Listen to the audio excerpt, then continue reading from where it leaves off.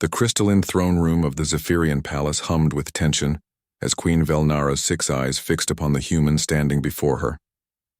Jack Morrison, a simple mechanic from Earth's outer colonies, shifted uncomfortably under her piercing gaze. His weathered hands trembled slightly, not from fear of the towering alien monarch, but from the weight of the truth he was about to reveal. Behind the queen's imposing figure, her daughter Princess Kiralyn stood motionless, her blue-scaled features betraying nothing. But Jack could see the subtle tremor in her secondary arms. She was as nervous as he was.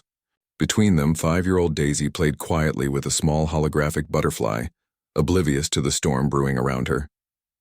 "Well, human?" Queen Velnara's voice resonated through the vast chamber like distant thunder. "You will explain to me why my granddaughter, heir to the Zephyrian throne, calls a primitive alien daddy." Jack took a deep breath, his mind racing back to the day everything changed. It had been 3 years since the Zephyrian-human alliance had been formed, 3 years since the first interspecies families began to emerge. But what had happened between him and Kiralyn transcended politics and species barriers. "Your Majesty," Jack began, his voice steady despite his racing heart, "the truth isn't what you think it is." The Queen's crest flared dangerously. "Do not presume to tell me what I think, human. My daughter disappeared for 2 years. She returned with a hybrid child who bears both our genetics and yours. The implications are clear." "No, they're not." Jack stepped forward, ignoring the energy weapons that several guards immediately aimed at him. Princess Kiralyn never betrayed her people or her marriage vows to Prince Theron. A ripple of confusion passed through the assembled court. Even Kiralyn looked surprised by Jack's words. Jack continued, his voice growing stronger. 3 years ago, when the plague struck the mining colony on Kepler 442b, I was part of the human medical response team. Your daughter was leading a Zephyrian scientific expedition in the same system. When distress calls went out, she was the first to respond. The Queen's expression remained unchanged, but Jack noticed her secondary arms, a telltale sign of emotional distress among Zephyrians, had begun to twitch slightly. "The plague wasn't natural, Your Majesty.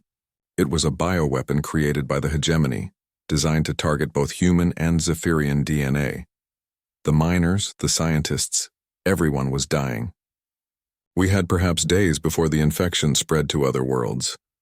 Jack's eyes found Daisy, who had looked up from her toy and was listening with the intense curiosity only children possessed.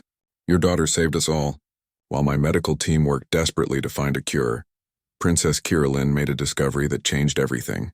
The bioweapon had an unexpected side effect. It was rewriting genetic codes, trying to create a hybrid organism that could survive in any environment. But the process was killing everyone it touched." The Queen leaned forward on her throne. "Continue." "Princess Kiralyn realized that if we could control the genetic rewriting process, we could create an antidote. But it required someone to voluntarily undergo the transformation, to become a living laboratory. The survival rate was less than 5%. Jack's voice cracked slightly. "She volunteered. A princess of the Zephyrian Empire volunteered to sacrifice herself to save a bunch of human miners and her own research team." Kiralyn spoke for the first time, her voice barely above a whisper. "I couldn't let them die, Mother. Not when I had the knowledge to save them." "The transformation took weeks," Jack continued. "I stayed with her the entire time, monitoring her vital signs, keeping her stable as her genetic structure rewrote itself. We thought she was going to die a dozen times, but she fought through it, and in the process something miraculous happened." He gestured toward Daisy, who had now moved closer to her mother. "The genetic rewriting didn't just create an antidote, it created her. Daisy wasn't conceived in any traditional sense. She was born from the convergence of human and Zephyrian DNA, a living symbol of what our species could become together. Princess Kiralyn became pregnant with a child that carried the best of both our peoples." The throne room fell silent except for the gentle humming of the palace's energy systems. "But why?" the Queen asked slowly. "Does she call you Daddy?" Jack knelt down as Daisy ran over to him, her small arms wrapping around his neck. Half her features were human, half Zephyrian, but her smile was universal. Because when Princess Kiralyn was undergoing the transformation, when she was delirious with fever and pain, she kept calling for someone to help her protect the child she could feel growing inside her. In her delirium, she thought I was her mate, Prince Theron. She begged me to promise that I'd protect the baby no matter what happened to her. Jack's eyes glistened with unshed tears. I promised her I would. And when she recovered, when she realized Prince Theron had died in the war while she was missing, I kept that promise. I've been protecting Daisy ever since.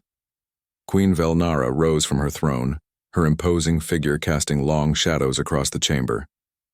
For a moment, Jack thought she might order his execution. Instead, she approached slowly and knelt beside him and Daisy. "You stayed with my daughter through her darkest hour," she said quietly. "You helped her save thousands of lives, and you've protected my granddaughter as if she were your own blood." The Queen's 6 eyes met Jack's 2, and for the first time since he'd entered the throne room, he saw not suspicion but gratitude. In Zephyrian culture, there is a concept called Velthara, chosen family. It transcends blood, transcends species. You, Jack Morrison of Earth, have earned the title you never sought. She placed a scaled hand on his shoulder. "Welcome to the family, son." As Daisy giggled and hugged both her grandmother and the human who had become her father through love rather than genetics, Jack realized that sometimes the greatest victories weren't won through strength or technology, but through the simple, profound act of keeping a promise. In the end, that's what made humanity special in the galaxy. Not their weapons or their ships, but their capacity to love and protect others, even at the cost of everything they held dear.